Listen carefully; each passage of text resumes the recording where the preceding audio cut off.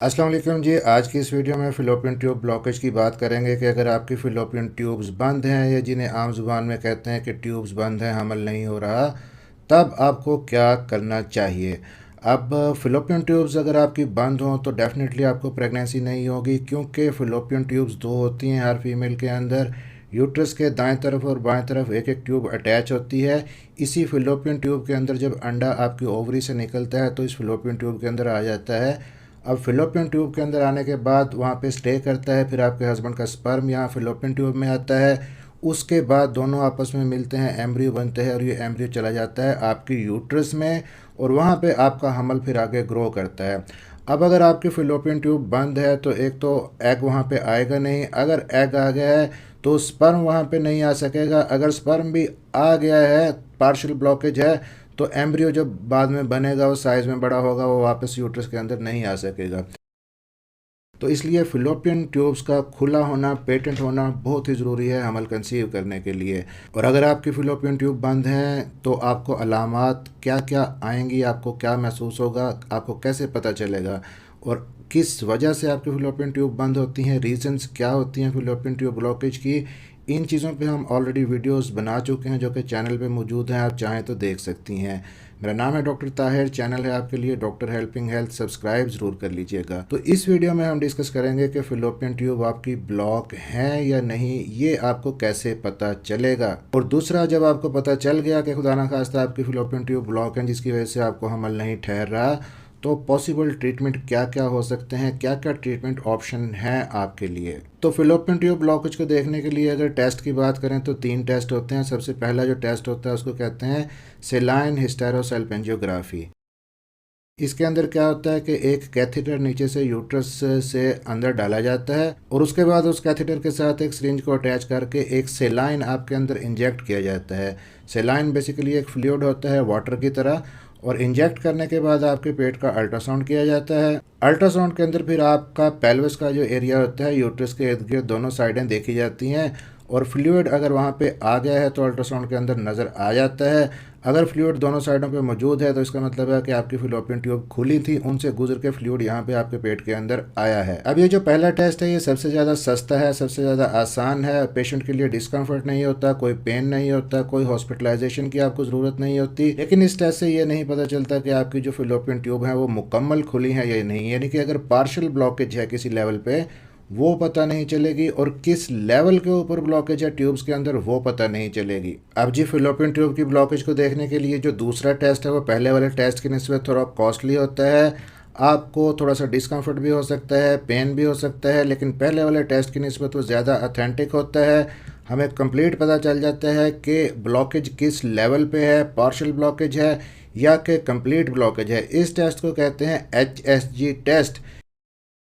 इसके ऊपर complete videos भी चैनल के ऊपर मौजूद हैं, लेकिन ब्रीफली मैं आपको बता देता हूँ। तो तरीक़ेकार वही होता है जो कि पहले टेस्ट के अंदर होता है सेलाइन हिस्टेरोसल्पिंजियोग्राफी के अंदर, लेकिन इस टेस्ट के अंदर फ़र्क ये होता है कि जो कैथेटर नीचे से यूट्रस के अंदर डाला जाता है उसमें पानी इंजेक्ट नहीं किया जाता बल्कि एक डाई इंजेक्ट किया जाता है। अब ये जो डाई इसके अंदर इंजेक्ट किया जाता है ये रेडियो ओपेक होता है, एक्सरे के अंदर वाइट नज़र आता है।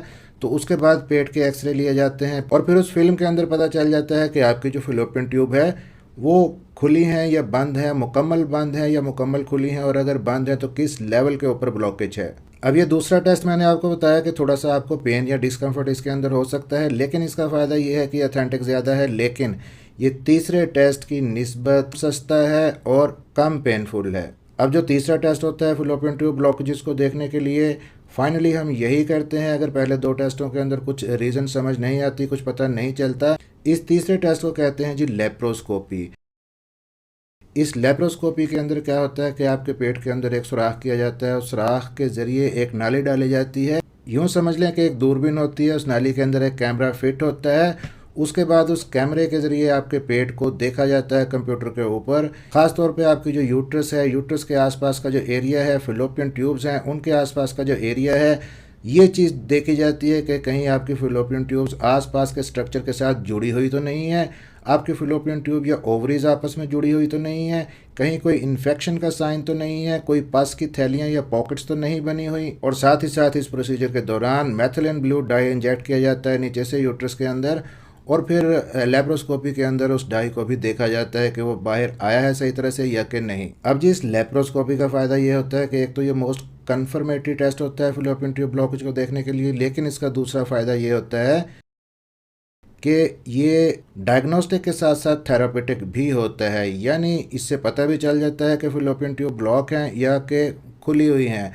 और अगर डॉक्टर को लगे कि ड्यूरिंग प्रोसीजर उसके कुछ एडहेजन्स नज़र आ रही हैं, आपस में जुड़ी हुई हैं चीज़ें, आपकी फिलोपियन ट्यूब ओवरीज या कोई अंतड़ियाँ वगैरह जुड़ी हुई हैं साथ में, क्योंकि एक बहुत ही बड़ी रीज़न होती है intestinal tuberculosis fallopian tube blockage की। ऐसी ख़वातीन जिनको कभी माजी में टीबी की बीमारी हुई हो, तो अंतड़ियों की टीबी भी होती है, उसकी वजह से भी फिलोपियन ट्यूब ब्लॉक हो सकती हैं। तो इसी प्रोसीजर के दौरान अगर डॉक्टर को लगे कि वो इनको खोल सकते हैं, एडहेजन्स को जो बाहर बनी हुई हैं, तो वो खोल देते हैं। अब अगर ब्लॉकेजेस इतने ज़्यादा हैं कि वो नहीं खोले जा सकते, फिर आपके डॉक्टर आपको आईवीएफ का मशवरा दे देते हैं। अब ये जो तीसरा टेस्ट था जिसको लेप्रोस्कोपी कहते हैं, ये ऑथेंटिक है, लेकिन ये बाकी टेस्टों की निस्बत कॉस्टली है। आपको हॉस्पिटलाइजेशन की भी ज़रूरत होती है, एनेस्थीसिया भी देना पड़ता है। अब जी आपको पता चल गया कि आपकी फिलोपियन ट्यूब ब्लॉक है, तब आपको करना क्या है। तो इसका ट्रीटमेंट ऑप्शंस आपके पास क्या क्या हैं इसके लिए, ये डिपेंड करता है कि आपकी ब्लॉकेज किस लेवल के ऊपर है।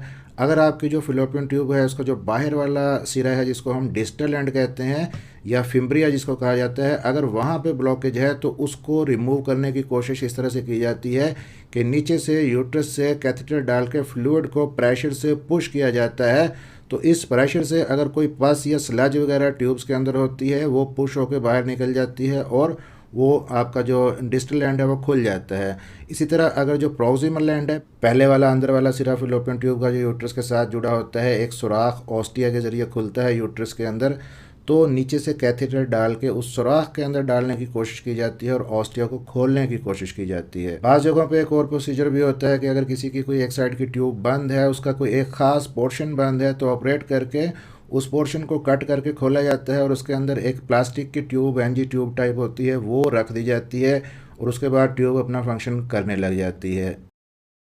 तो ट्रीटमेंट ऑप्शन डिपेंड करता है आपकी ब्लॉकेजेस के ऊपर कि ब्लॉकेज कितने हैं, एक हैं या ज़्यादा हैं, एक साइड की ट्यूब बंद है या दोनों साइड्स की ट्यूब्स बंद हैं, आपकी एज कितनी है। अगर इन ब्लॉकेजेस को खोला जा सके तो डॉक्टर इस तरीके से खोल के उसके बाद कुछ अरसे के बाद आपको नेचुरली प्रेगनेंसी कंसीव करने का मशवरा दे देते हैं। लेकिन यहाँ पे एक चीज़ ध्यान के अंदर रखिएगा कि अगर आपने अपनी ट्यूब्स खुलवाई हैं उसके बाद आप नेचुरली प्रेगनेंसी कंसीव करने के लिए कोशिश कर रही हैं, तो आप एक रिस्क को जहन में रखिएगा और वो रिस्क होता है एक्टोपिक प्रेगनेंसी का।